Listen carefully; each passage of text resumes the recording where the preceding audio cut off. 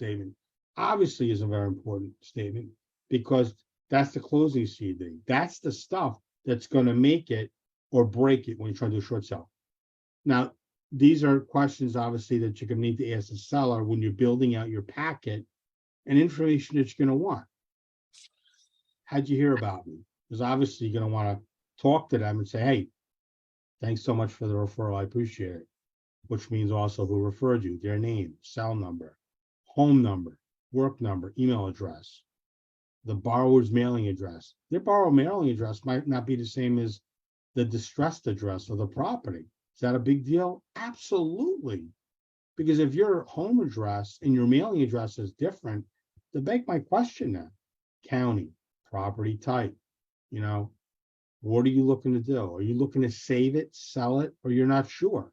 These are important questions when you're asking these people. And that's where I come into play because, like I said, this is what I do day in and day out, not only in New Jersey, but all over the country. How many loans do you have on the property?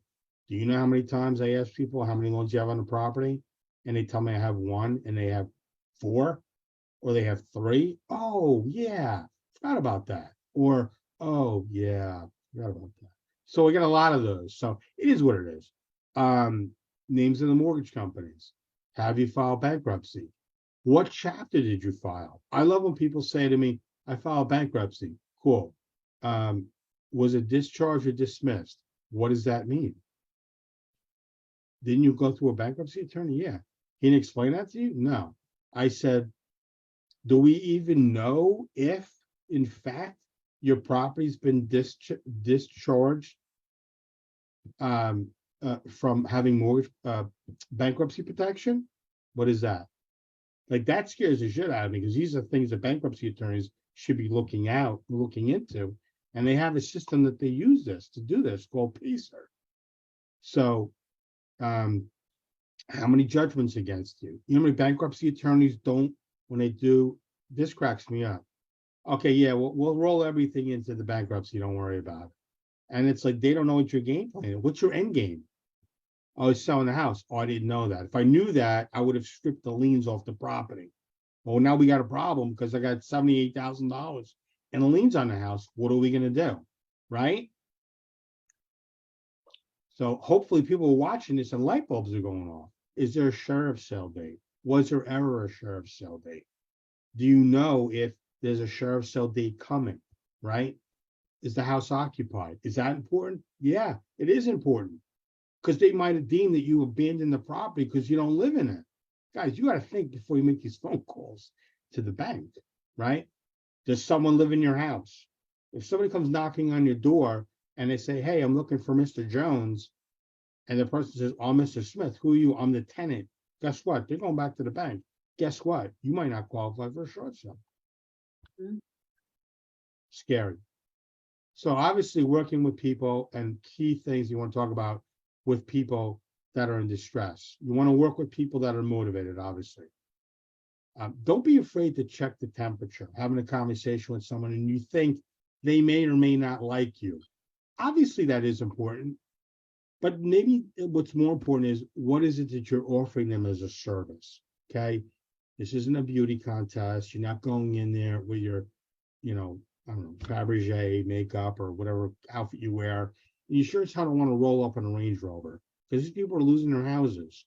So go get a hoopty or whatever you want to get as a secondary car that's $30,000 and don't show up in a $120,000 Range Rover. See what's happened in the past. See what's worked. See what didn't work. Right? Have your questions ready when you're asking these people and talking to them. Because honestly, if you don't have this automated when you're talking to these people, they're going to see you don't know what you're talking about. They're going to see you're new, green in the industry, and they're really not going to want to work with you. Most importantly, this key phrase right here, know your options, that should be, if I ever buy a boat, that's going to go on the back of it. That maybe it's not a restraining, not known to get a restraining order. But know your options. Huge, massive when you're talking with someone. Are you looking for options? What are they going to say to that? No. Or they're going to say yes, or I don't know. Now they're relying on you to help them, right? Money is not always the motivating factor. In some cases, it's really time. Remember that. So don't think that, oh, well, they're going to want X amount of money to move. That's not necessarily true. These people have already burned out the clock. They've already ran through whatever might have been available to them. So if they've used it, you almost like you have to use this currency, kind of like, Bitcoin or whatever it is. It's there, but it's not really there. This is something that if you have your phone out, scan it. This is a cheat sheet that I put together. It's the most important steps on how to handle any short sale. Now, again, people that I know think I'm bananas, but this is important. Again, I don't look at people as competition. Everything is an opportunity. So if you don't have your phone, I it's just put it in the comments. perfect. Shortsellsavage.com/ and it's cheat sheet. And this is important because this is going to help you more than anything that I talk about tonight. This is going to really make you think differently, hopefully, when it comes to short sales. Now, can we work together? Hell yeah, we can work together. Absolutely work together. I'm making it, I believe I'm changing, I'm hopefully changing the face of the industry, as I've been doing it for many years. Now, people might be watching this and not know me, and that's okay. What's important for you to understand is I tell people all the time, put me in a hot seat. I'm physically getting people real estate listings. I'm in my house. I don't care if you're in Georgia. I don't care if you're in Texas. I don't care if you're from Zimbabwe. Doesn't make a difference. If there's a house and it has to be short sold, well, maybe not Zimbabwe. But if there's a house and it needs to be short sold, I can help, but I'm going to ask specific questions. Now, I'm going to show you guys really how to build a pipeline with listings and also buyers. You might have a list of buyers. I want to work with short sales. You're going to send them listings of properties that are what? Short sales. Now, if you're a listing agent and you have the listing, you're going to list that property and you're going to market that property to who? Maybe past buyers, maybe people that you have in your database that you've talked to before. Maybe you haven't talked to them in 6 months a year. Hey, got a new listing coming up. Not sure if you ever bought a property. I know things didn't work out during that time frame. Little Johnny was getting bored. You'd be surprised where your next buyer is going to come from. Now, I know people are saying, but man, everybody's trying to buy the same house right now, and there's 58 offers going in the same house. I am tired of hearing highest and best, and they're having people overpay for properties. Quite honestly, they're not even worth it. What is the difference between if only $550,000 and the house is listed at 300 and somebody wins the bid at 395? Why the hell would you want somebody to overpay? They're still not going to pay the difference back with all the legal fees of 550. Let's set these people up for success, for crying out loud. At least we know they'll go that high, right? My last 3 transactions have been like that, and I have a deal closing tomorrow. Say I'm a liar, but I'll prove you wrong. You'll owe me dinner, and I'm an expensive guy. I like watches. You will buy me a Rolex. Focus on helping more people. Keep your real estate commission. If I could show you a smarter way of doing short sales, keep your real estate commission and not have to focus with the nonsense that I deal with on a daily, would that help? Absolutely. Would it change your mindset towards dealing with distressed real estate? Absolutely. You're going to work with a team that's got a proven track record. And I tell people all the time, work smarter, not harder. Now, in final thoughts, I want to just say this. Over the last 18, almost 19 years, I truly believe that I have no competition. Everybody's opportunity. And I think if everybody has that same type of mindset, and especially doesn't look at me as a threat and that I want to help you grow your business, if I'm going to help somebody make an extra source of income, right? An extra tool in their tool belt per se, where they could make an additional 25, 50, 100, $150,000 in 2024 off of the distress market. Are you going to hate me? Probably not. But I'm going to make it as simple as possible for you, right? Don't always worry about what other people are doing. Worry about what you're doing. I wish truly that when I started in this industry in late 2004, going to 2005, that I had somebody like me. And the reason why I do what I do is because I was an underdog. When I graduated high school, I literally thought D was for diploma. I literally had 38 Tories. I was not supposed to graduate high school, but I did because they pushed me through. I got pushed through the system. I'm here to help.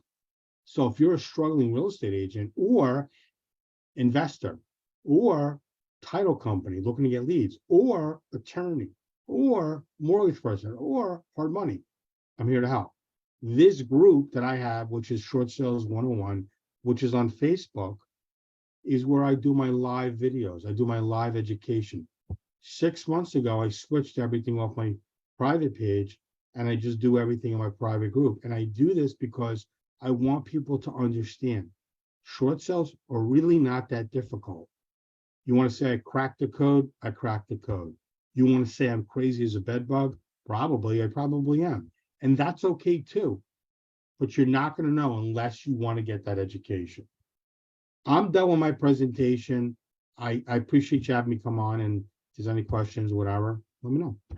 Matt, thank you so much. Again, I'm not a real estate agent. Dr. B, I'm sure, is not impressed because we're not, but the information that you gave is truly powerful. One of the things that it really brings to me working with real estate agents is a new strategy to bring you more business, right? All of us have different strategies to do things that bring new leads, new customers, new revenue into your business. And this is one of them that's almost like an untapped pipeline, right? 100%. If 99% of real estate agents don't want to work with distressed real estate and they have access to you to learn from you on how to handle these types of situations and put you in the hot seat, right? Because it's almost like me as a real estate agent, Mark, tell me if I'm wrong. All I have to do is basically say, hey, Matt, I just heard about this gentleman who's possibly looking to list their house, but behind on some mortgage payments. I need you to check out what's going on. Is that cool? Right? And then you go, I'll take it from here. Yeah. What I also do, a lot of real estate agents don't take me up on this, and I think it's a mistake. I say, be on the call with me.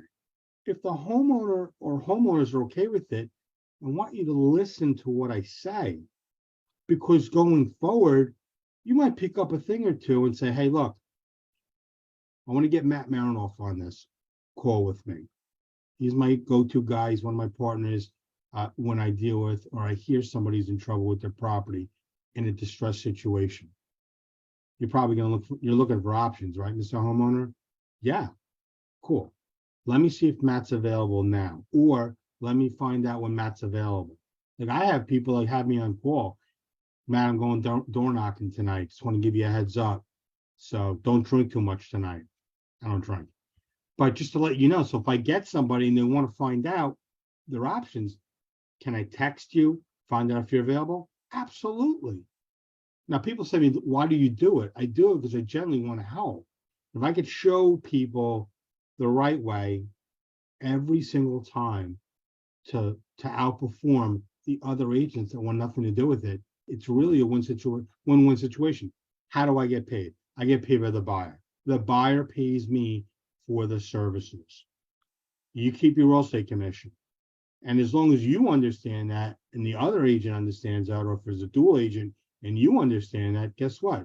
Everybody else is gonna understand it. I've had people bring me in and it's fallen apart. Well, because, man, I told you from the beginning, nobody's going to want to pay an extra fee. But I don't get paid by the real estate commission. That's your fee. And the banks don't pay me. And I get paid on the HUD. And there's a lot of shysters in this industry that don't get paid on the HUD. And they try to do double closings on properties. And that's illegal. And I don't do that shit. So if that's your personality, don't call me. Go ahead, Jim.